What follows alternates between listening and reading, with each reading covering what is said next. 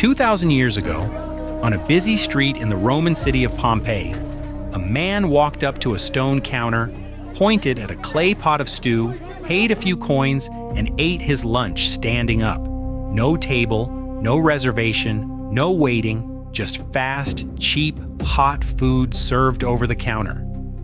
This was not a one-off. Pompeii alone had over 80 of these fast food counters. They were called thermopolia, and they are the oldest known restaurants in the history of the world. Most Romans did not cook at home. The average Roman lived in a cramped apartment building called an insula. These buildings could be 6 or 7 stories tall, packed with hundreds of people, and most apartments had no kitchen.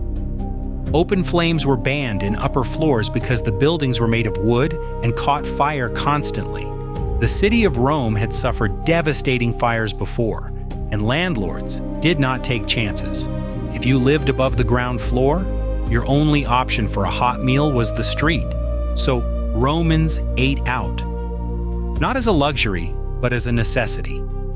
The streets of every Roman city were lined with food vendors, and the thermopolium was the most popular of all. A thermopolium was built right into the front of a building, open to the street. The main feature was a large L-shaped stone counter with circular holes cut into the top. Clay pots called dolia sat in these holes filled with hot food. The counter kept the pots warm, and customers could see exactly what was available. Behind the counter, there was usually a small kitchen with a charcoal stove. Some thermopolia had a back room with a few benches for customers who wanted to sit down. But most people ate standing at the counter or took their food and walked.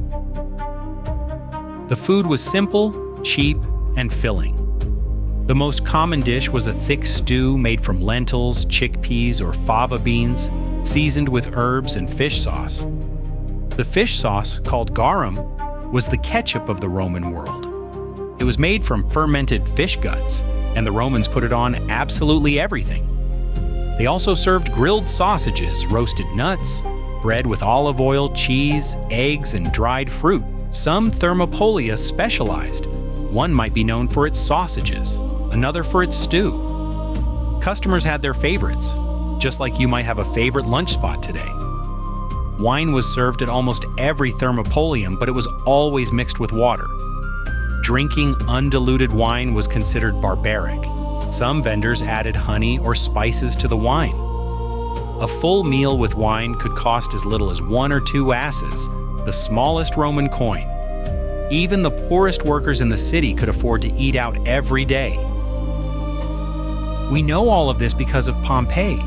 When Mount Vesuvius erupted in 79 AD, it buried the entire city under meters of volcanic ash. The ash preserved everything: buildings, streets, furniture, food, and even the expressions on people's faces.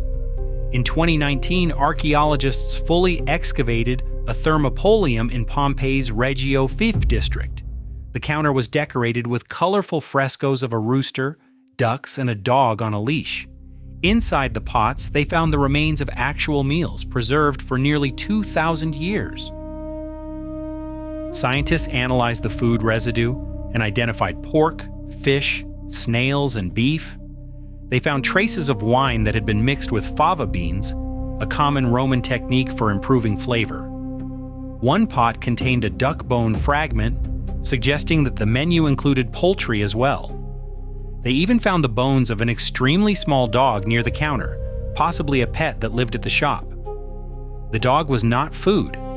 It was likely a companion animal, the Roman equivalent of a restaurant cat. DNA analysis revealed that the menu was more diverse than anyone expected.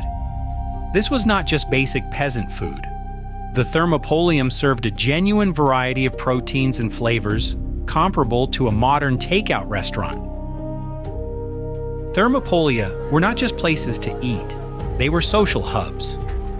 Workers, merchants, soldiers, and enslaved people all ate at the same counters. They were one of the few places in Roman society where people of different social classes stood side by side. They were gathering spots where people exchanged news, made deals, gossiped, and socialized. Some thermopolia had gaming boards scratched into their counters for customers to play dice and board games while they ate. Others had graffiti on the walls, reviews and complaints from customers, some of which archaeologists can still read today. Roman writers sometimes complained about thermopolia. Wealthy citizens considered them low-class establishments. Several emperors tried to restrict what they could serve, banning hot food or cooked meat to discourage people from gathering there. It never worked. The thermopolia were too popular and too essential to the daily life of the city.